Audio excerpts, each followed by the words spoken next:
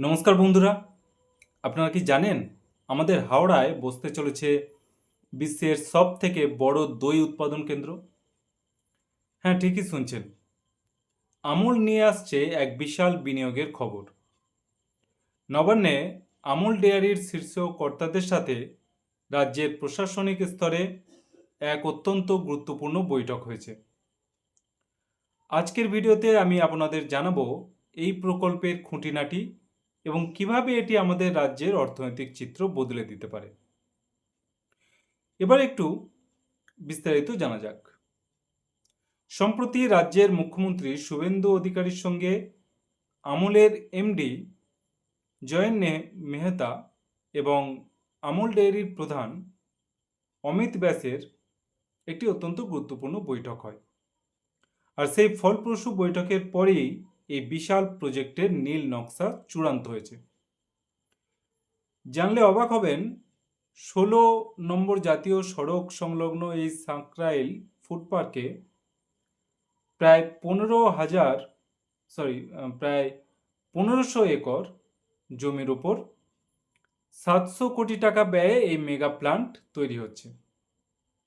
এখানে রোজ প্রায় 15 লক্ষ লিটার দুধ প্রসেস করা হবে, যার থেকে প্রতিদিন তৈরি হবে 10 লক্ষ কিলোগ্রাম দই। এছাড়াও লস্যি, ঘোল আর পনিরের মতো দুর্দান্ত সব দুগ্ধজাত পণ্য।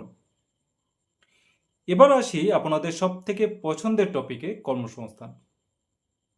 এই প্রজেক্ট বাংলার বেকার যুবক যুবতীদের জন্য একটা বিরাট আশার আলো নিয়ে এসেছে। কারখানাটা চালু হলে হাজার হাজার মানুষের সরাসরি এবং পরোক্ষভাবে চাকরির সুযোগ তৈরি হবে। প্যাকেজিং থেকে শুরু করে লজিস্টিক্স কিংবা মার্কেটিং, সব ক্ষেত্রেই কাজের সুযোগ বাড়বে। কাজের খোঁজে বাংলার ছেলেদের আর ভিন রাজ্যে ছুটতে হবে না। শুধু তাই নয়, রাজ্যের লক্ষাধিক দুধ চাষি এর ফলে দারুণভাবে লাভবান হবেন। কারণ আমুল সরাসরি স্থানীয় সমবায় ও চাষিদের থেকে দুধ কিনবে। মাঝখান থেকে দালাল বা মধ্যস্বত্বভোগীদের দৌরাত্ম্য শেষ হবে, আর চাষিরা তাদের দুধের সঠিক দাম পাবেন সরাসরি নিজেদের হাতে। হাওড়ার সাঁকরাইলের মাটিতে আমুল ফ্যাক্টরির এই ভূমি পূজা শুধুমাত্র একটি কারখানার ভিত্তিপ্রস্তর স্থাপন নয়, বরং এটি বাংলার গ্রামীণ অর্থনীতিকে চাঙ্গা করার এবং হাজার হাজার মানুষের কর্মসংস্থানের এক নতুন ভোরের সূচনা।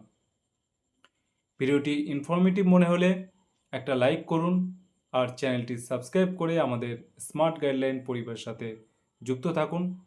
দেখা হচ্ছে পরের ভিডিওতে। ভালো থাকবেন। ধন্যবাদ।